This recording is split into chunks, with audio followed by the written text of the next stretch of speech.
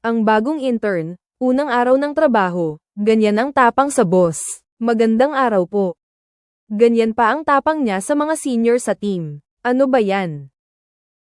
Ang pag-aayos ng workplace ay nasa matalas na dila ni Shu Ruiji. Ang isang to, talaga naman. Gusto ni Xu Ying lumabas kasama ang mga kaibigan pero wala na siyang pera. Nahihiya siyang manghihiram ng pera sa wallet ng tatay niya. Anong ginagawa mo? Nako, muntik na akong atakihin sa gulat. Wala ka bang magawa kaya nagnakaw ka na? Sabi niya, hiniram lang daw niya. Babayaran din daw niya agad.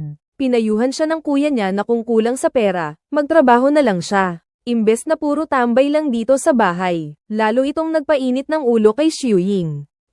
Nakikinabang ka pa rin sa kumpanyang itinayo ni Papa. At tumawa ng malakas ang kuya at umalis. Kung ang tingin mo'y hindi ka kagandahan, dapat naman ay maganda ang ugali mo. Gusto nga talagang makipagkompetensya ni Xu Ying sa kuya niya sa kumpanya. Sino ba naman ang hindi, Papa? Gusto ko ring magtrabaho sa kumpanya. Gawin niyo akong vice-presidente. Ano?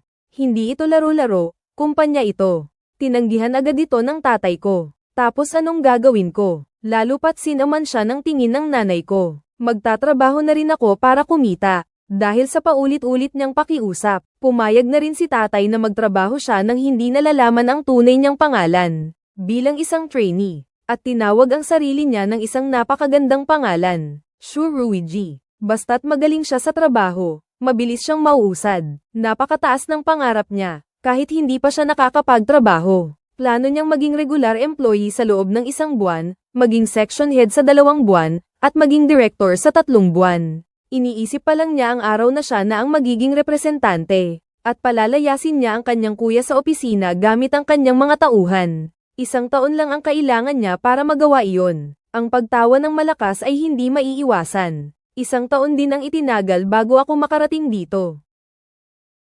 Si Lolo mismo ang tumawag kay Mr. Wu para ayusin ang pagtatrabaho ni Suyeng. Hindi man lang humingi ng pahintulot sa akin. Parang ang bigat sa dibdib ng kuya ko.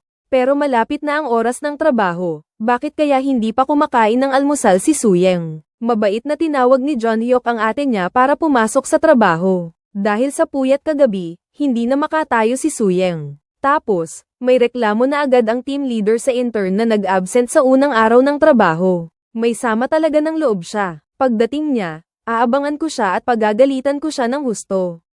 Anong nangyayari? Nakita ang tensyon, dali-daling nag-text si Jun Hyuk sa ate niya, halika na. Sa may pinto, nadatnan ng team leader na nagpupunta sa meeting ang intern. Magagalit na sana siya, pero nakita niya ang mag-ara at presentable nitong pananamit at ang aura nito. Na-shock ang team leader. Gusto sana siyang sawayin ng senior na babae. Pero may pumihil sa kanya. Sana maging maganda ang pakikisama natin sa isa't isa. Sige po, saan po ako uupo?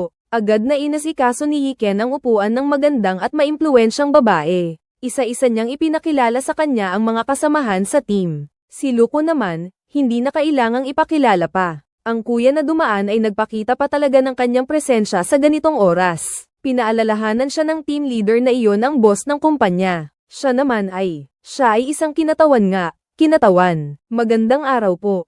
Agad na nais siyang sawayin ng kuya dahil sa pagiging late niya sa unang araw ng kanyang pag-i-intern. At babantaan sana ang intern. Nasusubaybayan niya ito palagi.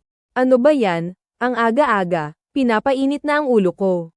Inanyayahan ng team leader ang mga empleyado na uminom ng kape sa tanghali. Habang nag-chase cellphone, tipid niyang inutos na green tea, kape, 2 asukal. Paano naman yung senior? Dapat daw ay ang intern na itong bumili agad. Kusa namang umawat si Jean at sinabing siya na lang ang bibili. Pero tumayo siya agad at tinanggap ang bilin. Inabot niya ang kamay para humingi ng card sa team leader. Ang ora niya, natakot tuloy ang team leader at dali-daling naglabas ng gamit. Totoong ang wala man lang siyang panahon umupo, agad-agad na nag-utos ng trabaho. Kung sino man ang may kailangan, mag-text na lang sa akin. Nakakainis ang pakikitungo ng senior sa intern. Tinatanong ni Yiken kay Jin Yul kung hindi ba siya gumamit ng po at opo kanina. Hindi. Gumamit siya ng po at opo sa huli, narinig ko. Si Jun Hyuk din, na nagtatago rin ng kanyang tunay na pangalan, ay sinaway ng senior niya. Hindi niya matanggap kaya kailangan niyang ayusin ang workplace. Bastos na tawagin ang pangalan ng nakatatanda at utusan pa. Sa wakas, hindi na nakatiis ang nakatatanda. Talagang, ang batang ito. Ngumiti siya ng bahagya. Tapos, ano?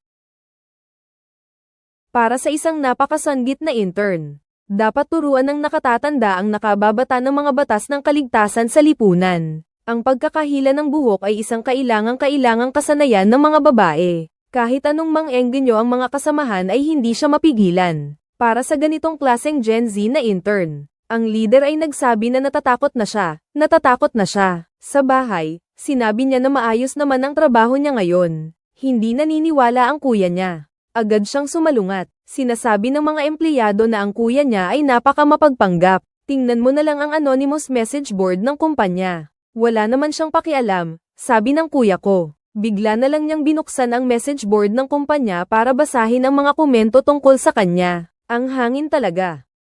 70% ng speech niya puro pagyayabang lang sa sarili. Pero sa totoo lang, wala naman talaga siyang pakialam. Basta anonymous naman. Dapat may mga papuri pa rin naman. Parang asukal lang ang tamis, hindi ko mapigil ang mapangiti. Una. Ipinag-utos talaga ng team leader, na ang pag-aasikaso ng tsaa at tubig ay ibigay na kay Shuro Aoji, at ibinigay sa kanya ang passbook ng pantry. Kung ano man ang kulang, pwede niyang bilhin gamit ang pera roon. Pinangako niyang gagawa siya ng maganda. Nang mga oras na iyon, pinapunta ni John Hay ang ate niya sa conference room para sa orientation ng mga intern. Ang nakita kong nagmi-meeting ay ang kuya ko. Nagreklamo siya. Akala ko kung sino ang nagal lecture, ang ayaw kong unggoy pala. Ang lakas ng boses ni ate. Si kuya ay nagsasalita sa entablado. Siya naman ay nanggugulo sa baba. Kaya naman iniiwasan ni kuya ang mga titig niya. Tapos nakatulog na naman siya sa baba. Nagkunwaring hindi nakita ng kuya ko. Inikli niya ang oras ng pagtuturo. Seryoso siyang nagreklamo. Paulit-ulit na ipinagyayabang ang sarili. Ang ganda pa naman ng sweldo niya. Nagkunwari na lang na hindi nakinig ang kuya ko. Pero hindi niya alam na malapit na siyang pagtripan. Nagkunwaring walang alam ang amo. Inutusan ng pinuno ng grupo na isang trainee lang sa grupo ang mag-ayos ng mga kahon sa bodega. Gusto pa sanang magdagdag ng tao ng pinuno ng grupo. Iginiit ng amo na hindi naman daw marami. 100 lang daw mahigit. Umakyat siya para tanungin ang kuya niya. Ganito na pala kabukas ang pagpapahirap ngayon. Ang kuya niya ay may mukha namang seryoso. Trabaho naman daw iyon ng isang trainee. Pumasok sa elevator pero ang lalaking ito ay talaga namang nakakainis. Anong klaseng kinatawan to? Ang mas ikinagulat pa ng team leader ay ang intern na ito ay ginamit ang isang taong budget ng pantry para bumili ng mamahaling coffee machine. Biglang tumaas ang presyon ng dugo ng team leader. Hindi pa siya nakakapagtrabaho ng gawaing pisikal. Kinagat ko ang labi at umiyak habang binubuhat ang mahigit 100 kahon sa bodega. Naputol lang ang kuko ko na kakagawa pa lang. Kailangang mag-file ako ng claim para sa work-related injury. Dahil sa pagbubuhat ng mga kahon, hindi man lang ako nakakain ng tanghalian. Puno ng sama ng loob sa kuya ko, sumama ako sa team dinner. Plano kong mag-ihaw at busugin ang sarili bago umuwi at ayusin ang kuya ko. Kasabay noon, dadaan pala ang boss para magbigay ng speech. Puno na nga ako ng sama ng loob. Kaso naman, binanggit mismo ng kuya ko ang mga kasalanan niya. Umalis ng maaga sa trabaho. At nakipagtalo sa nakatatanda. Dahil sa gutom. Magtitiis na sana siya. Pero pinapunta siya ng kuya niya sa kumpanya para mag-email. Hindi naman marami. Mga 80 lang. At pinilit siyang ubusin ang kinakain niyang karne bago umalis. Ang papa ko. Kaya mo pang tiisin, si Xiuying hindi na. Ang nag-aalab na galit ay nagtulak sa kanya na sumugod mula sa hapagkainan. At sinunggaban ang kanyang kuya. Sabay hila sa pisngi nito. Subukan mo pang sumagot sa akin. Hindi pa rin siya nakontento at kinagat pa ang tenga ng kanyang kuya at hinayla. Sinanay ko ang ganitong uri ng tauhan. Nag-alala ang team leader na mawawalan siya ng trabaho kaya't muntik nang himatayin. Kahit na natanggap niya ang nararapat na parusa mula sa kanyang ina. Tinitingnan ang kanyang kagat. Nag-aalala talaga ang kuya ko sa impeksyon, kailangan na niyang magpabakuna sa rabies. Mula noon, ang maalamat na kwento ni Shoruiji sa pagsasaayos ng kanyang trabaho ay kumalat sa mga intern sa kumpanya, at nagpatuloy din siya sa pakikipaglaban sa kanyang kuya sa bahay. Hula ko, gusto mo ring maghari sa opisina tulad niya.